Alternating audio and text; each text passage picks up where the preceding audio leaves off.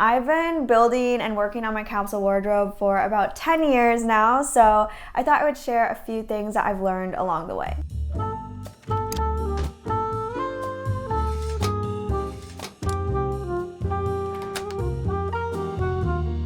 Hey friends, what's up? It's Abby, and today's video is actually a pretty highly requested video from a lot of my in-person friends. Get your notebooks ready because this is gonna be a lot of information. The concept of a capsule wardrobe actually dates back to the 70s. There was a London boutique owner, I believe her name was Susie, and she used this term to describe mix and match basics. Flipping forward a few years to 1985, designer Donna Karan launched a collection called 7 Easy Pieces, which was made to help women go from office wear to nightwear. From what I've read, it was then that the capsule wardrobe started to really expand. And according to Masterclass, their definition is a collection of classic pieces that work together with versatility, allowing you to create look after look with just a few items. But in my words, it's when I can go to my closet kind of blindly and pick out 2 items and know that they'll go together. Overall, having a capsule wardrobe means you have less but better. You have less items, but they're better quality. And for me, I kind of started one because post high school, I just got so tired of spending so much time looking at my clothes, feeling like I had so many pieces, but still nothing to wear. It also saves you time and money. Not just time that you're picking out clothes and figuring out what to wear in the morning or night, but also time because I just don't shop very much anymore. I never Instagram shop or TikTok shop or those type of things. And not saying that that's bad, but it's just things that save me time. And again, that's saving me money in the long run because while I may be investing more upfront, I'm choosing pieces that I know will last me a long time, and a subtle flex, but also just something that I know can be possible for other people because it's been possible for me. I spend maybe 5 minutes on average figuring out what to wear a day, and that is significantly less time than what it took me in high school. Having a capsule wardrobe has really strengthened my mentality, and this isn't something I actually thought much before I was researching for this, but in general, we have such a materialistic mindset that we're always needing more, or we're always needing to stay on trend. And for me, it's just helped me to enjoy the simple things more. I'm not spending as much, and I'm trying to spend more time with people than on things, and the list can go on and on. The fashion industry really is one of the world's largest polluters. Thinking about an item from its very beginning to its end of its life. Take cotton for instance, you have to grow the cotton, which takes a lot of water to grow. The cotton has to be transported. Somewhere along the line, it's turned into a material that can be used for clothing, and it's dyed, has to be designed by a lot of manual labor still, and then there's just a lot more transportation in there. I just feel like it's important to look at the overall production of something, and you might be like, okay, well, one shirt's not a lot, but the fashion industry is just so large that it really does add up. Of the 100 billion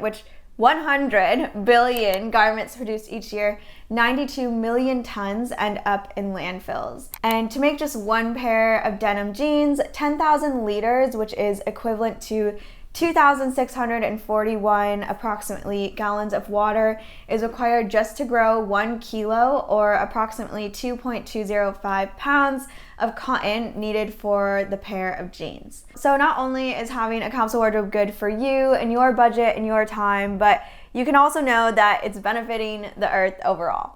Attempting and succeeding in a wardrobe like this really takes a lot of time and takes a lot of patience. When I first started out, I tried to do it all too fast. I got too much in my head about it and was online so much and like going in stores, just trying to find items that would fit for this wardrobe. But I think the beauty of it, now it's turned into pro, is that you have your basics, right? And then if you want to add your own flair and your own style with other individual pieces, you can add those on top of them. Just don't go into it thinking that it's going to be a one and done thing. I really believe to have one you really enjoy will take a while to build. It probably will cost you more money up front. If you're going to tailor your clothes, that can also add up a bit. But for me, it's one of those things where we've grown as society where we'll pay $5 for a drink, but we won't want to pay $5 for a t-shirt. And there's just, to me, some the math is not mathing on that. Hopefully, especially if it means you're saving for something, the reward will be worth it. The pro and con is that you're not trying to stick with all the trends, because trends used to come and go very seasonally, but now they're almost weekly, and we have so much media telling us to wear this one week and this the next week, and it's just a lot. Trends really do come back around though, so maybe if you hold on to something long enough,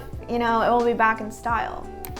Okay, this is a topic I don't really have an answer to. I have yet to find a solution that I think is the best fit, and I think it might be one of those things where there's not a best fit yet or a great way to discard. Before trying to discard anything, I highly recommend going through your closet one piece at a time. There are probably already a lot of pieces in your closet that you can wear, you just need to know how to wear them. Start with what you have, because it's gonna take a bit of time to build the pieces that you want. Once you have the clothing that you are completely done with and you're like, these have got to go, I don't want to see them anymore, here are some options. Having a clothing swap, invite some friends over, you can all refreshen your wardrobes without buying anything new. You could also try an Instagram sale, posting on your story, or use apps like Depop, Facebook Marketplace. There's so many, Poshmark. You can go in person to Plato's Closet or maybe somewhere more local. There are also these Facebook buy nothing groups where it's just community and you can post, I have this item if anyone wants it. That's a really great way to just get rid of things and kind of give them to someone else that will use it more than you. You could also check in with local organizations to see if they're looking for any clothes for other people that might be in need. If you're looking for a fun summer project, then definitely go to Pinterest and just see what you can make with some of those scraps. I've seen everything from headbands to coasters to bookmarks, because there are some fabrics that are really fun and can be upcycled. If you have the money, and maybe you can go in collectively with some friends, I have purchased a TerraCycle box before, and I'll place a card here with my experience. And I haven't tried this out before, but I just saw these trashy take back bags, which seem much more affordable than the TerraCycle boxes. And of course, donating, if they're in good condition, take them to a Goodwill or your local thrift shop. I have a lot of thoughts about donating as I've heard more and tried to become more educated, but I know this video isn't about that, so that can be for another time. I am not strict. Typically people say 30 to 37 pieces per season. What's been most beneficial for me is having bins. So I have a spring, summer, and a fall, winter. Firstly, this helps because if I've had items in my closet and I'm going to put them away for, say, fall and winter, if I haven't worn something all spring and summer and it's been in there, then that tells me, oh, I am not wearing this item, so I probably don't need it any longer. Secondly, I love the bins because when I'm taking things out, it's like Christmas all over again because I forget what I had. Speaking of items, here's a little starter pack, take it or leave it, but we have a denim jacket, a leather jacket, a button up, plain black, white tank top and t-shirt, however you want to mix and match the black and whites. Some slacks, some jeans, a dress, belt, boots, sneakers, running shoes, workout tank and bottoms, a comfy crew neck, a sweater, and a blazer. So that's about 16 items, and those are pieces that most people will say to have in a more basic wardrobe that mix and match well together. I ask myself 3 questions before I buy anything, and I can't remember what book this is from, but it's from a book. Firstly, I look at an item, if it's cute, and I say, okay, how many times will I actually wear this? Secondly, is it ethically or sustainably made or something where I know that they're supporting fair trade and the environment? Thirdly, how many other pieces in my wardrobe will it work with? Oftentimes, this stops me from just buying anything on impulse. If I see something in a store, I'll go home, think about it. If I'm still thinking about it like a week later, I'm like, okay, I actually really wanted that. If it skipped my mind, then I guess it wasn't that important. Maybe there's someone that you're thinking of right now where you really admire their style. Maybe it's a coworker or a friend or someone online. Don't be afraid to ask them too. I think how they found their style and where they shop. Great questions to ask. Well, it takes me about 5 minutes to find an outfit. I would say 2 to 3 of those are looking on Pinterest and being super specific. For example, I have a dark green blouse, and if I were to pull that out, I would just type in keywords, dark green blouse, NYC, summer, And more often than not, I'm able to find something pretty quickly that I want to use and replicate. You can also create mood boards, and I would highly suggest just going in store and trying on different items to see what types of things fit and flatter you the most. There are general rules of thumb for what type of items best fit different body types, so you can keep those in mind, but also fashion is just really a way to express yourself, express yourself. So if you find something that brings you joy and makes you feel confident, that's the most important thing. I try to buy secondhand first as much as possible. Recently, it's been harder because you go into, especially the Goodwills, and all you see is Shein or cheaper made clothing, and I'm like, I don't want to pay that. I'm probably paying more at the store than what it was originally priced. There's been a decreased quality in thrifting, which has come with fast fashion, and that's something to note. That also feels very cyclical to me because if I'm buying better, higher quality things, then when I'm giving away better high quality things that have a higher chance of getting purchased again, and it's going to retain its value a lot more than if you just bought something that's cheaper. Ultimately, the goal is to purchase things that you like enough that you won't have to eliminate them very often. You don't have to spend an exorbitant amount to start a capsule wardrobe. Just start with whatever budget you have, as little as that is to as much as you can, but try to have an investing mindset. So whatever you're purchasing, making sure that you'll wear it a lot and that it goes with at least a few other items in your closet. You want to have a few basic essential pieces.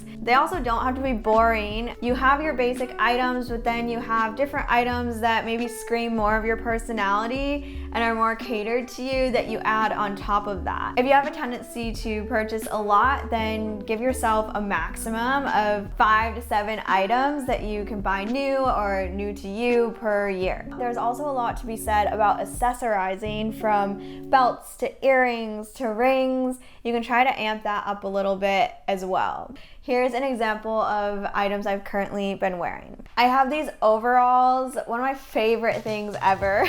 This Alex Mill tank, these jeans that are thrifted but they're Zara, a sweater from this bookstore in New York, my Doc Martens, best investment to be honest. My Vejas, also so good, thank you to my roommates.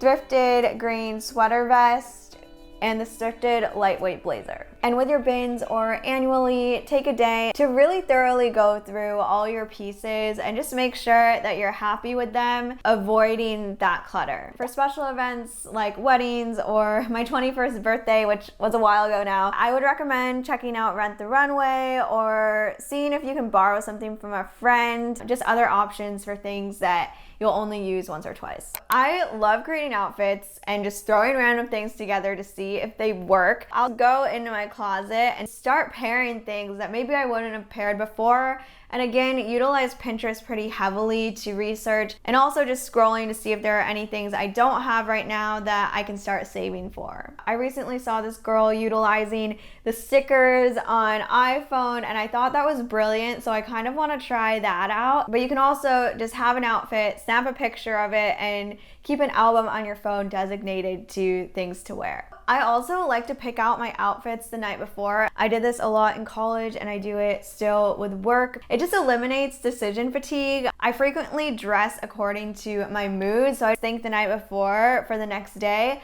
am I feeling edgy? Am I wanting more blacks and darker tones? Or am I feeling really girly and wanting more pastels and dresses? True Cost is the documentary that got me into all of this. I would highly recommend watching it if you are interested in learning more specifically about the current fashion industry. The Fashion Revolution is an organization based in the UK, and every year they host Fashion Revolution Week, which is in April, and they're really pushing for more transparency within the industry. My go-to blog for shopping all things more intentionally and more consciously. They have a plethora of articles. You can search jeans, tops, makeup, and they have an article about it. I like to use Good on You's directory just to check what ratings they give different brands. They've done more research into the behind the scenes to help us see through the greenwashing. My source of truth for like all things, I'll link my personal capsule wardrobe board below in the description box.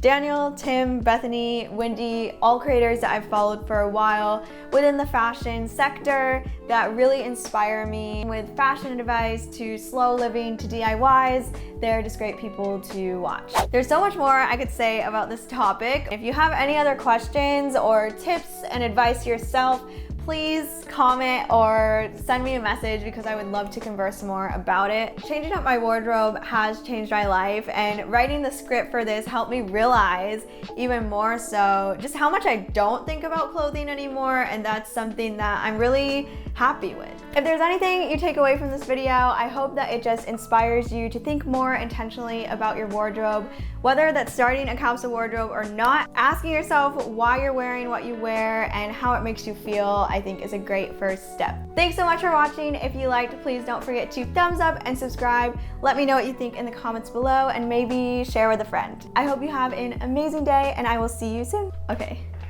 bye! Jazz hands.